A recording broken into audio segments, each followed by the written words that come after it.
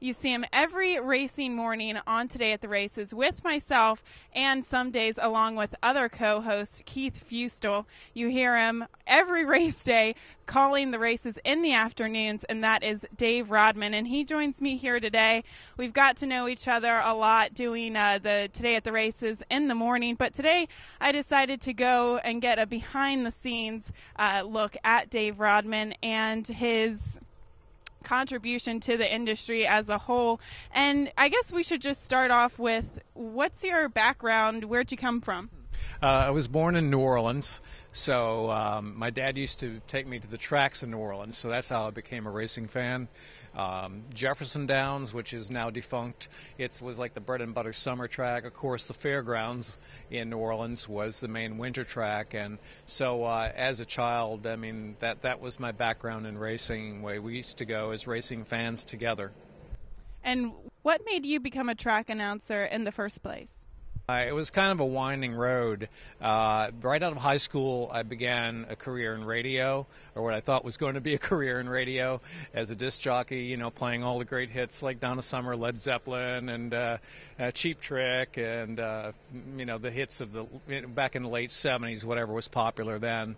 And kind of got a little, you know, disgruntled with radio, and wasn't working out the way I wanted to, wasn't getting as far as I wanted to. And I heard that there was a track announcer leaving at Jefferson Downs. Rick Mocklin was his name, and he was going to train a string of horses. So I journeyed to the backstretch, visited Rick, and he said, come on up and call a few races, but you know, I'll let you do it on the roof first with a tape recorder, binoculars, and you can sit up there with the pigeons and call a few and let me hear them and see how it works out. And how did it work out? It didn't. The first few races I called, I remember I was betting on the races, and I had maybe a exacta box of 3 horses, and I would say they're off, call 1 or 2 horses, put the binoculars down, and of course watch my bet as they crossed the wire. But as time came, I decided, well, let me get serious about this, practice a little bit. He listened to my tapes, critiqued my tapes, and at one point on a Thursday night, they said, it's time, we're going to let you call the last race this evening at the track. And how did that go? I mean, were you very nervous? Did you talk a little bit about that specific moment? I still have the program page in a scrapbook somewhere. I do remember that I called the race, you know, pretty much standard, you know, all the way around the track without any flair.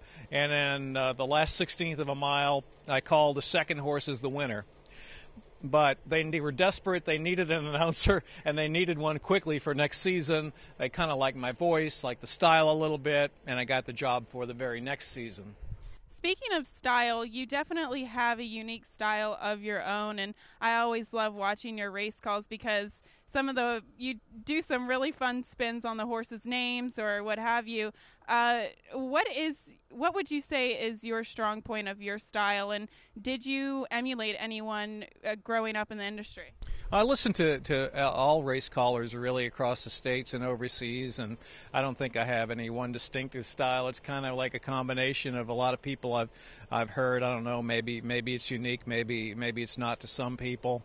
But I just try to call a clear, accurate, concise race, get all of the horses in because someone has an interest, whether it's a $2 bet or a $100 bet or more, and all of the owners and the breeders and the trainers obviously want to know where their horses are in the race. So I try to get in the entire field at least a couple of times and pick up on the pertinent points of the race, when someone's moving, when someone's not, who gets in trouble. I mean, it's not always possible because you can't have your binoculars at every point in a big field, focused on every point in the big field, but try to pace it, you know, properly a little bit. I think maybe in sprints get a little more excited, faster pace, and in route races maybe slow it down a little bit to the tempo of the race. And Koo's been waiting and pouncing on in the center of the course, and Ainsley's driven up to the 4th spot. Still several chances. Shaughneke's digging down. Koo to the outside.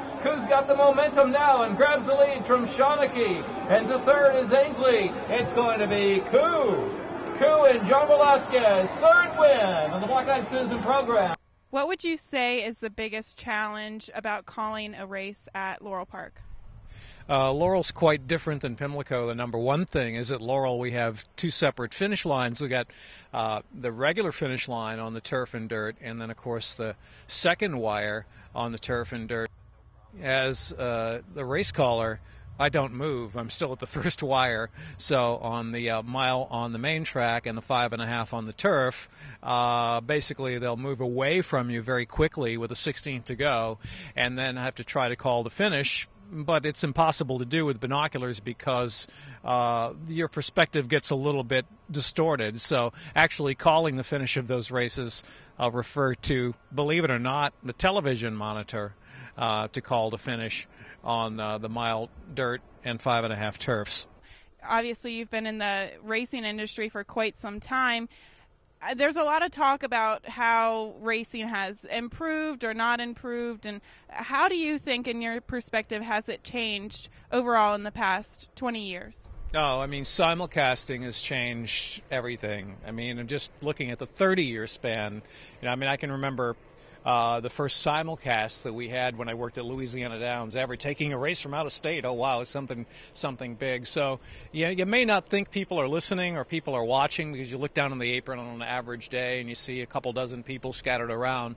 But maybe the role of a race caller is changed in that more people actually listen, those who do want to listen, and kind of, because of computer wagering, off-track betting, and simulcasting, and try to establish a style maybe that will, if you're at an OTB facility and you hear that voice or that style or that certain flair, you can always tell when Tampa Bay is on with Richard Grunder's up. You can always tell Tom Durkin's voice at Belmont, of course, and away they go with Trevor at Santa Anita. So, try to get some style in there that would say, oh, well, that's Maryland Racing, or that's Laurel Park, or that's Pimlico.